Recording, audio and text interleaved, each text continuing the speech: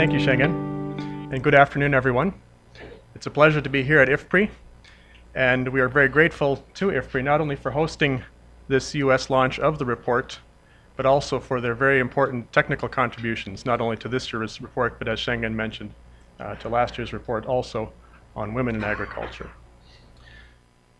State of Food and Agriculture, or SOFA as we call it, is FAO's main flagship report.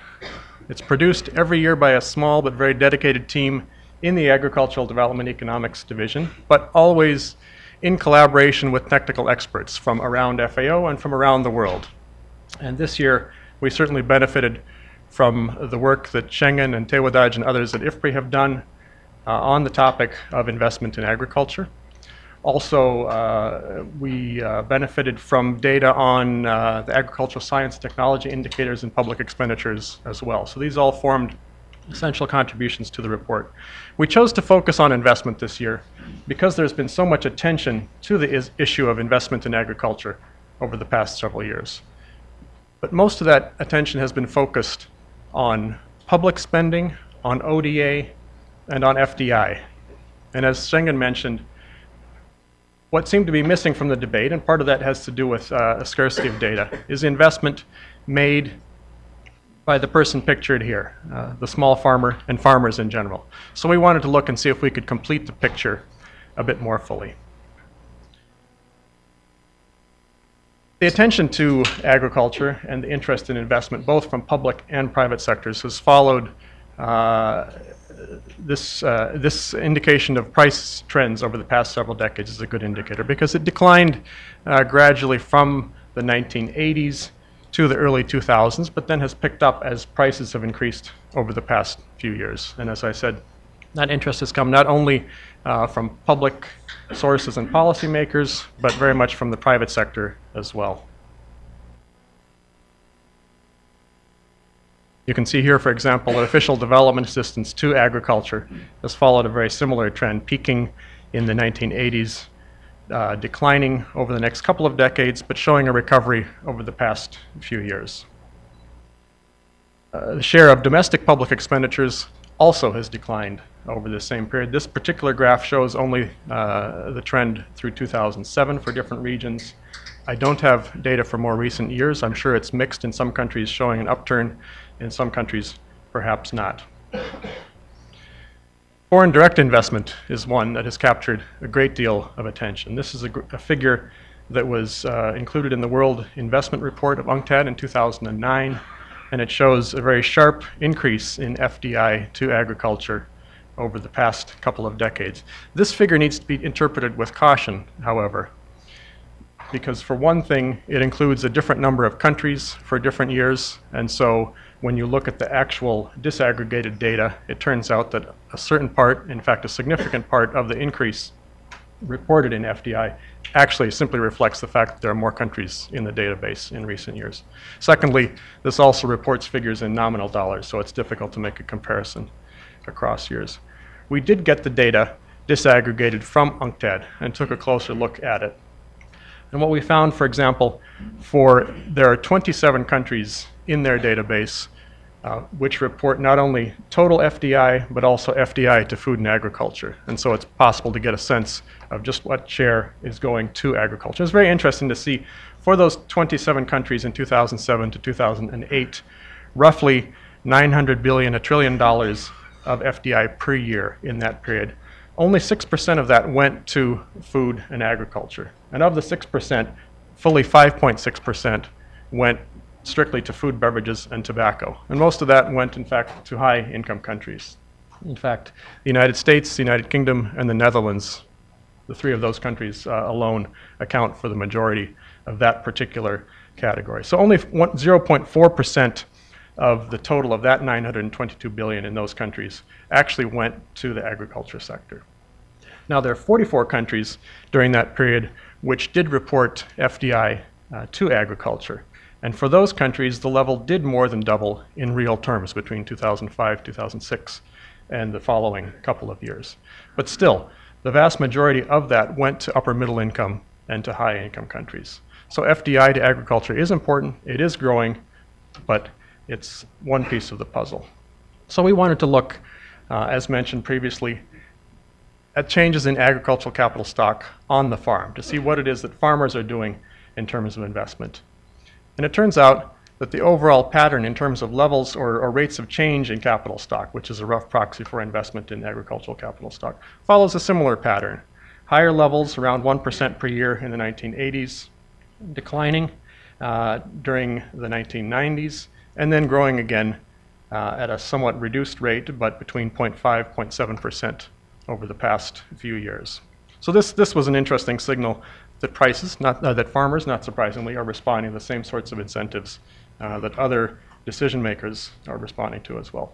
So let's look a little bit more at what this on-farm agricultural capital stock indicator actually includes. Now this is based on FAO data for the things that you're familiar with: machinery and equipment, livestock, crops that are in, or land that's in plantation crops such as coffee, tea, rubber, and so forth, and certain farm structures.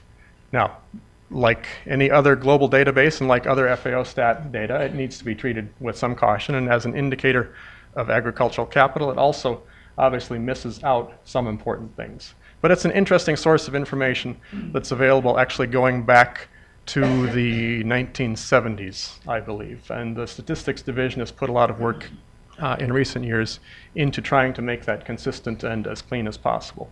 So with those caveats in mind, it's nevertheless interesting to look at the composition and the trends in this type of indicator. Here you can see for different levels of income. In the high income countries, machinery and equipment accounts for the largest share of on-farm agricultural capital stock, whereas in the low income countries, livestock is the most important single component captured in this particular indicator. The level of agricultural capital stock also clearly varies across different countries. In the high income countries, it's about $90,000 per worker in agriculture. And in the low and middle income countries, it's about $2,000 to $3,000 per worker in agriculture. What's interesting is when you put this figure next to the other measures that we're more used to seeing, the ODA, the FDI, and the public spending. Now, again, there are caveats that need to be kept in mind in terms of comparing these figures. These are not available for all countries. For government investment, for on-farm agricultural capital stock, we chose the same 76 countries. The FAO indicator actually is available for about 200 countries around the world. But the clear pattern, obviously, is that on-farm investment is significant. It matters. It hasn't been given enough attention in the discussions of investment, and that's one of our key messages in the report. Why is it important? Investing in agriculture, of course, raises agricultural productivity. This shows agricultural capital stock per worker against agricultural GDP per worker, and you can see the clear trend there. It's important because that helps to reduce hunger. Most of the world's poor live in rural areas. Most of them depend on agriculture for at least part of their livelihoods. So investing in their productivity and in their income is key to improving their food security.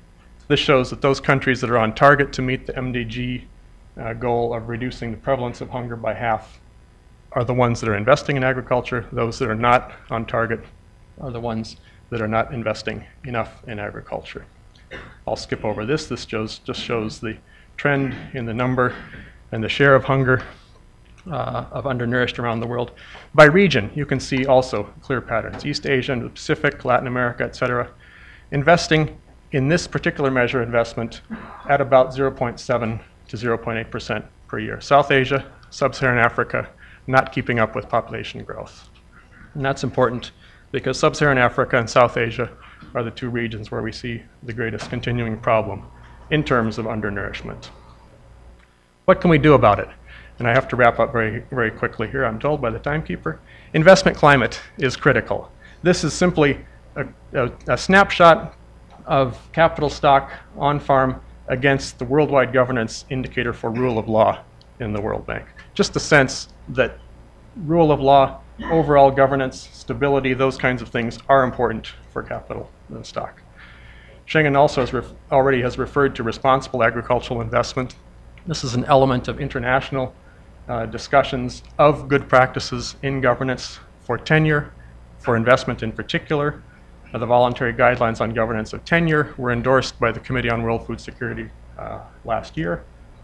Principles for responsible agricultural investment, which include land rights, economic viability, environmental sustainability, the things that Schengen referred to, have been developed by FAO, IFAD, UNCTAD, and the World Bank, but those now too will go through a period of open discussion in the Committee on World Food Security to try and gain broader acceptance and modification as needed in order to have a broader sense of agreement about what constitutes a good practices for responsible agricultural investment.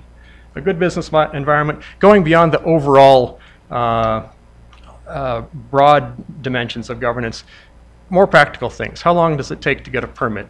Is it easy to enforce a contract? Things like that are captured by the World Bank's ease of doing business indicator. You can see that those countries that have the best business environment, according to that indicator, also have greater levels of agricultural capital stock. Now, this is an indicator of urban ease of doing business. I understand that the bank is working now on an indicator of the ease of doing business in agriculture as well. It'll be very interesting to see how that compares. Not only the level, but the rates of growth of agricultural capital stock clearly depend on the business environment. Policies are also essential. It's not just legal institutions and so forth. It's what are the incentives that farmers actually face. This is work done by Kim Anderson and others for the Distortions to Agricultural Incentives project at the World Bank, showing on the top in blue the overall bias in favor of agriculture relative to other sectors in the developed countries, and by contrast in most of the developing regions, the bias against agriculture relative to other sectors. That bias against agriculture in the developing countries has been diminishing over time as the bias in favor of agriculture has been diminishing in the developed countries. Quick example in Mali, a project based in FAO with OECD, monitoring African food and agricultural policies. Mali is one of 10 countries where the project is currently working. The government of Mali has indicated rice as a key priority, where they want to support producers, increase production, reduce dependence on imports, and eventually even become an exporter of rice. 2/3 of Mali's public expenditures that are commodity specific go to rice-related payments to the sector, fully 1/4 of the total ag budget. But at the same time, policies that affect imports, exchange rates, prices, and so forth clearly discriminate against rice producers and mean that rice producers are getting prices that are lower than what they would have received in the absence of those policies. This doesn't mean to say that a zero nominal rate of protection is ideal, let alone a positive one, but that we need to look at all of the different policy impacts and public expenditure impacts that are bearing on the decisions that farmers make.